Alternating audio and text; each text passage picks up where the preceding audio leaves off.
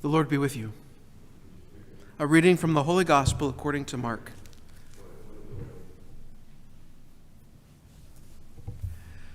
After the 5,000 had eaten and were satisfied, Jesus made his disciples get into the boat and precede him to the other side towards Bethsaida, while he dismissed the crowds.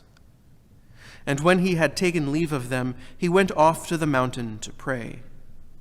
When it was evening, the boat was far out on the sea, and he was alone on the shore. Then he saw that they were tossed about while rowing, for the wind was against them.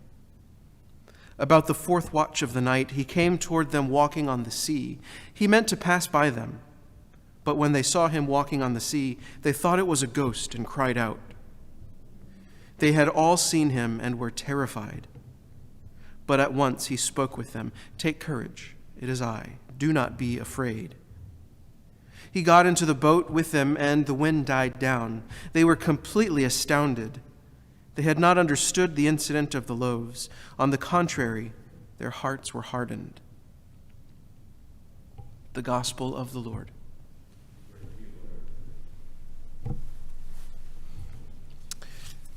So I'll have to admit, this first reading from the letter of St. John always confuses me a little bit. He just seems to be writing back and forth, remain in God, God is remaining in us, remain in God, which is not a bad message, mind you. I think sometimes we do need that repetition in our lives and in our world, society at large. But when I read it, I always have to stop and think, what exactly are we talking about here? I know it's about God as love, but what's going on? And I think that last part of the reading really hits home, for me at least, when St. John starts talking about fear. Because there is no fear in love, but perfect love drives out fear. Now, we all know that there's a lot of fear in a lot of aspects of our lives, especially when it comes to something like love.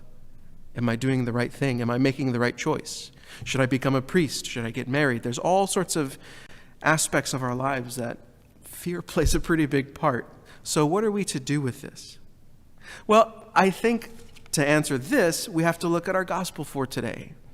That we see these disciples, after witnessing this wonderful miracle of the feeding of the 5,000, they go off on the boat and they encounter the storm.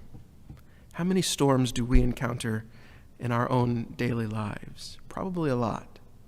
And what happens during this storm? They see they see Jesus, not the risen Lord yet, but they see Jesus, and they were even more afraid because here's this man walking on water. But he tells them something very important, and it's the same thing that he tells us every day. It's the same message that we get when we receive him in the Eucharist. Do not be afraid, for I am with you. And so as we approach those various storms in our lives that give us a lot of fear, there's a lot to be afraid of in our world today. Just turn on the news and we'll see a lot. But what is our response? What is the response of the Christian? It's to have hope, to trust that Jesus is there walking right beside us in the midst of the storm. He is with us. We have to trust that and have hope.